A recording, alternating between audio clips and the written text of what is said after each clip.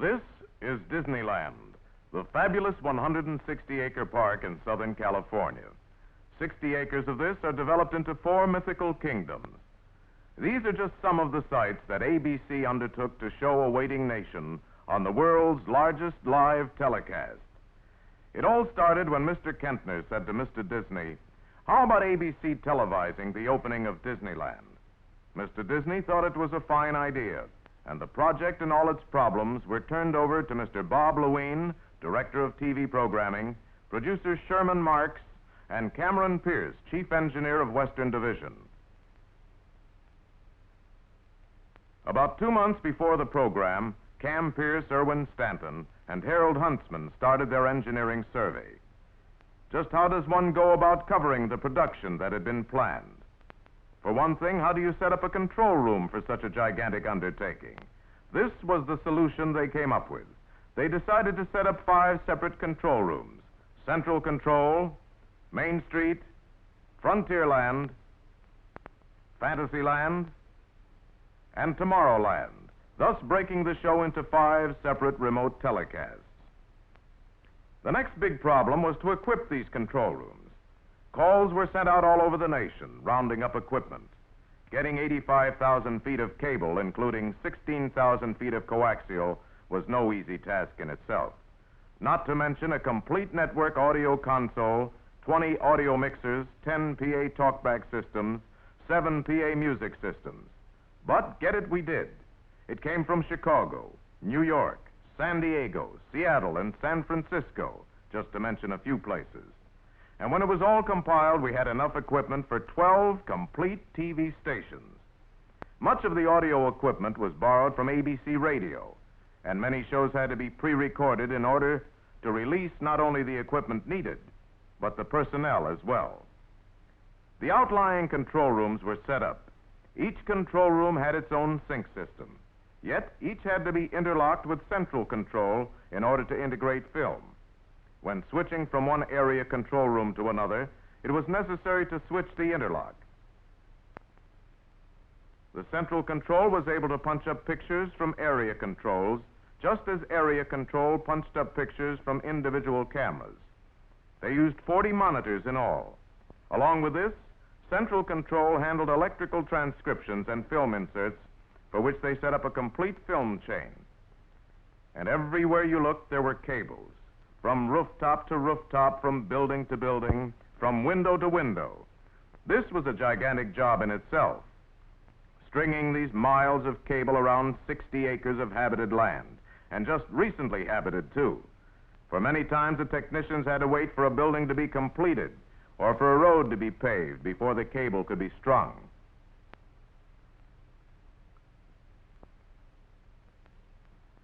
Some of the cameras came a long way to be in this historical telecast, and some just changed stations. There were 2 complete studios of equipment flown in from New York, including 6 cameras. There were 5 from San Francisco, 4 from NBC, 2 from KTTV, 2 from KCOP, 2 from CBS, and last but not least, those from KABC in Hollywood. Men as well as equipment arrived, and 29 cameras in all were used with 12 Zoomar lenses.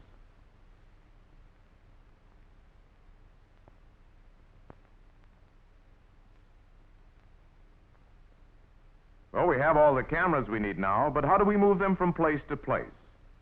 13 hydraulic forklifts were brought in and were set about building special camera platforms and mounting them onto these lifts. The forklift operators had to be rehearsed. There was always the danger they wouldn't stop the lifts in time and pull the cables out of the cameras. These lifts gave us a great deal of mobility and speed. It also enabled us to move our cameras up and down to get shots over the heads of crowds and over obstacles.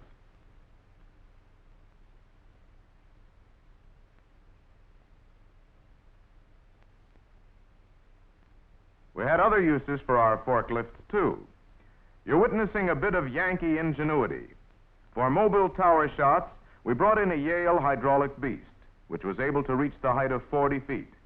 But it wasn't able to drop low enough to mount the camera. So Harold Huntsman mounted the lift put the camera in his lap, and was lifted up to the tower platform. And that little problem was solved.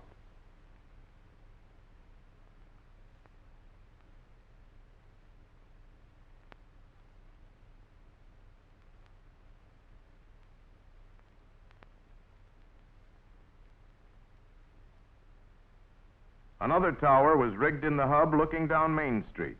It was 60 feet high. Well, here's a nice little gadget. We called it a cage, and that's just what it was. Now, our problem here was to get a camera at a high enough angle to cover the big buildings and the huge rocket in Tomorrowland. Now, no ordinary tower would do here.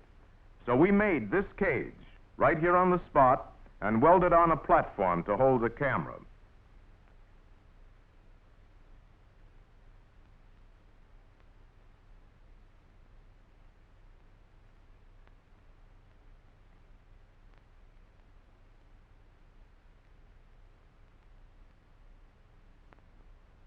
We then brought in a 110-foot crane and hoisted away for some of the most effective shots in the whole telecast.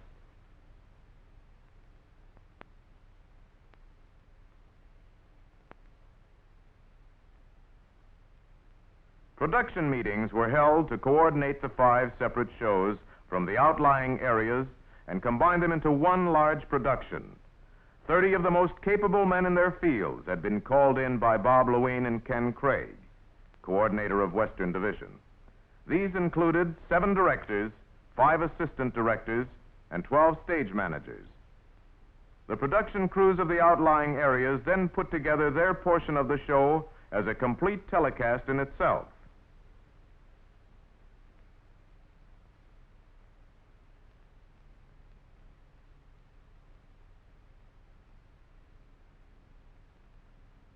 Camera crews and TD got together to discuss camera movements.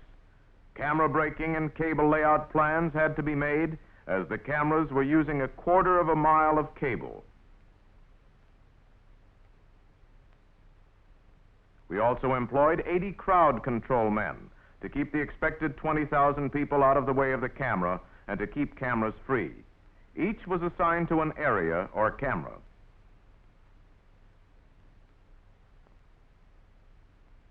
After all the preliminary planning now, we are about to see if everything would work. The camera crews started rehearsing their moves. Each camera became a remote unit in itself, complete with cameraman, stage manager, utility men, forklift operator, and crowd control men.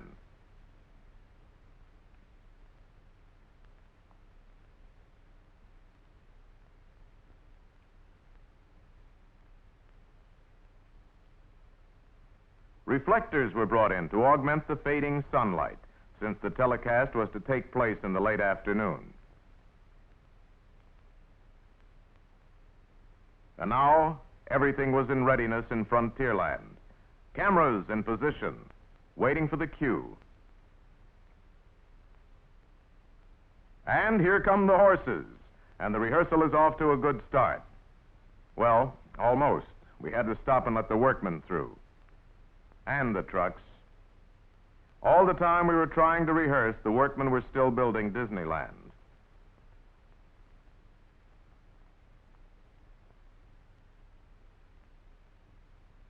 And here comes Davy Crockett, king of the wild...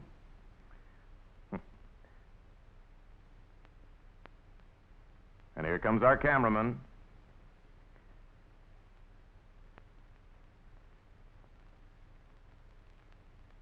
Johnny's never going to get this shot. Another one of our small problems. So we had to call in another forklift to help him out.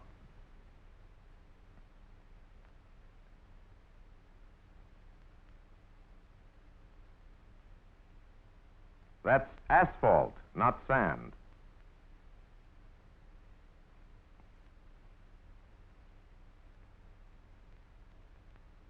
Made it. And back to rehearsal.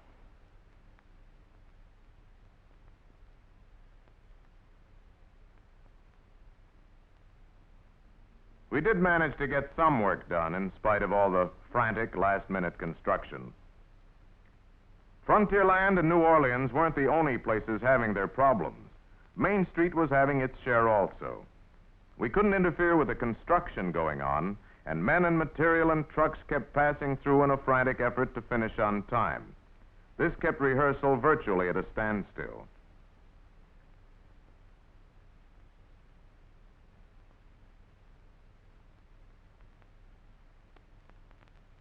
While in the control room, the crew sat waiting for the obstacles to be cleared. In Fantasyland, too, every place we wanted to rehearse, the area was littered with trucks and workmen.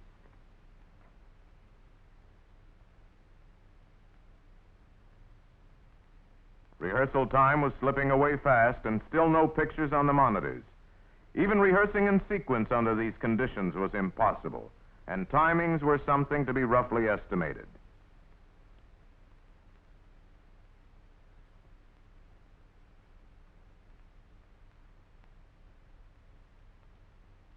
In the improvised control room, heat was something of a problem, too.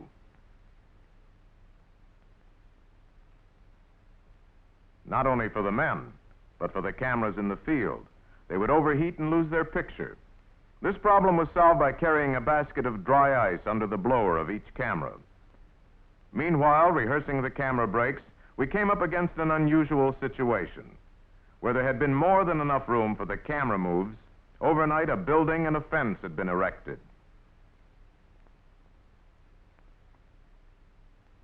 Even Walt Disney, who was used to doing things on a big scale, was greatly impressed by this engineering miracle.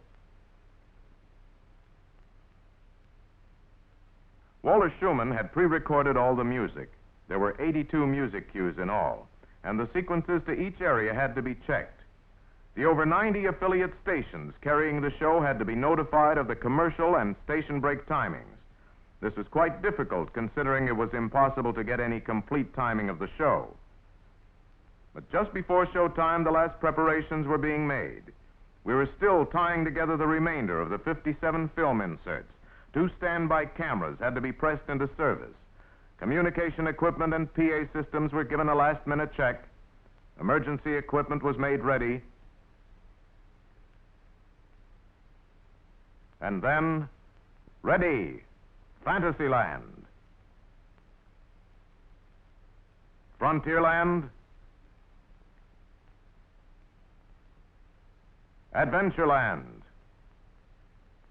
Main Street. Tomorrowland. Stand by.